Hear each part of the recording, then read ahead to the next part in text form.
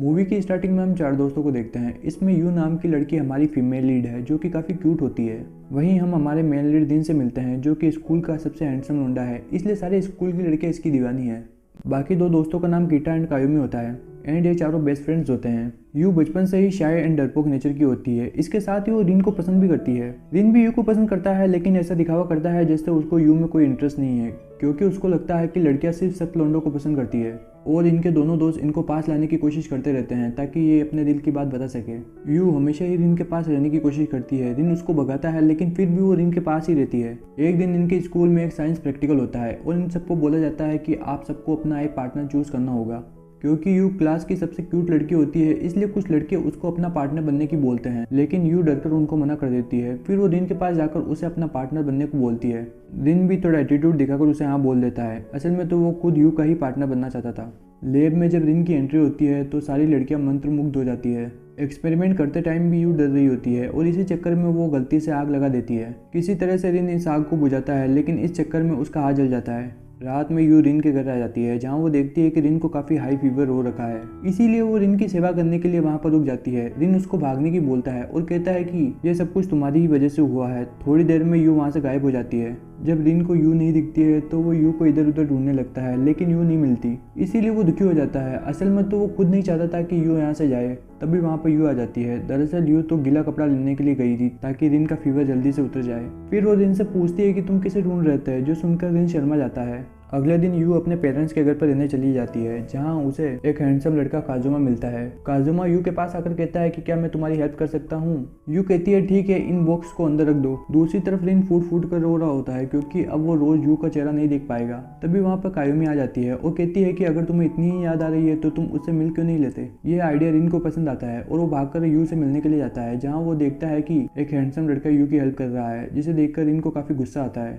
फिर वो काजुमा के पास जाकर कहता है कि तुम यहाँ से निकलो, मैं इसकी हेल्प कर दूंगा। काजुमा भी कहता है कि तुम यहाँ से निकलो, मैं इसकी हेल्प करूंगा। तो रिन यू को देखने लगता है, जो कि चुपचाप खड़ी है, क्योंकि रिन को लग रहा था कि यू उसकी साइड लेगी, इसलिए वो गुस्सा होकर वहाँ से चला जाता है। अगले दिन स्कूल में यू रिन के पास आकर उससे माफी मांगती है, जिस पर रिन कहता है कि तुम कैसी लड़की हो, किसी भी हैंडसम लड़के से सेट हो जाती हो। इतना कहकर रिन वहाँ से चला जाता है। ये सब देखकर उसके दोनों फ्रेंड सोच रहे होते हैं कि इन दोनों के बीच चल क्या रहा है। रात में रिन की नींदें हराम हो रखी है और वो यू को कॉल करता है, लेकिन वापस काट देता है। दूसरी तरफ यू भी काफी दुखी है कि अब हम दोनों का क्या होगा। तभी यू की मोम काजुमा को लेकर आती है और कहती है कि ये इसकी स्कूल का टॉपर है और आज से तुम्हें पढ़ाएगा। अगले दिन भी स्कूल में रिन यू से बात नहीं करता है। वहीं हम देखते हैं कि काजुमा भी यू के पीछे पीछे स्कूल में पहुंच गया है, जिससे यहाँ देखकर रिन को काफी गुस्सा आता है और वो उसके पास जाकर कहता है कि तुम्हारी हिम्मत कैसे हुई स्कूल में आने की। जिस पर काजुमा बोलता है कि मैं यू को लेने के लिए आया हूँ और यू को अपने साथ लेकर चला जाता है, जो देखकर रिन का वापस दिमाग खराब हो जाता है। रात में रिन अपने कपड़े उतारकर पता नहीं क्या कर रहा होता है, तभी उसके दोनों फ्रेंड वहाँ पर आ जाते हैं। कायुमी रिन से कहती है कि ये तू क्या कर रहा है, उधर काजुमा तेरी बंदी को एक्स्ट्रा क्लास दे रहा है, जल्दी कुछ कर वरना यू तेरे हाथ से निकल जाएगी। जो सुनकर रिन फटाफट यू के घर जाता है, जहाँ वो काजुमा से शर्त लगाता है कि जो भी यू को अच्छा पढ़ाएगा यू उसकी हो जाएगी। लेकिन यू तो बेचारी डरी सेमी सी बैठी है और उसे कुछ समझ में नहीं आ रहा होता है कि ये सब कुछ क्या हो रहा है। तभी वहाँ पर काजुमा की बहन मिका आ जाती है और वो रिन को देखते ही पागल हो जाती है। वो कहती है कि इतना हैंडसम लड़का यहाँ पर कैसे। एंड पहली ही नजर में मिका रिन के प्यार में गिर जाती है। क्योंकि यू पढ़ाई में कमजोर होती है, इसलिए रिन उसका मजाक उड़ाने लगता है, क्योंकि उसे लग रहा था कि ऐसा करके वो कूल दिखेगा और यू उसको पसंद करेगी। लेकिन काजुमा उसे चुप कराकर कहता है कि तुम्हारी इन्हीं बातों की वजह से यू ने अपना कॉन्फिडेंस खो दिया है और यू पढ़ाई में कमजोर रह गई है। उसकी इतनी कड़वी बातें सुनकर रिन गुस्सा होकर वहां से चला जाता है। बाहर कायुमी काजुमा को रोककर कहती है कि तुम यू से दूर हो, क्योंकि यू रिन की बंदी है, जिस पर काजुमा हंसकर वहां से चला जाता है। अगले दिन स्कूल में एक सीनियर लड़की रिन के पास आकर उसे अकेले में मिलने को कहती है। रिन भी इसके लिए हाँ बोल देता है एंड वो यू को भी उसी जगह मिलने के लिए बुलाता है। लंच में रिन सीनियर से मिलता है। जब यू वहाँ आकर इन दोनों को साथ देखती है तो वहीं पर चुपकर इन दोनों की बातें सुनने लगती है,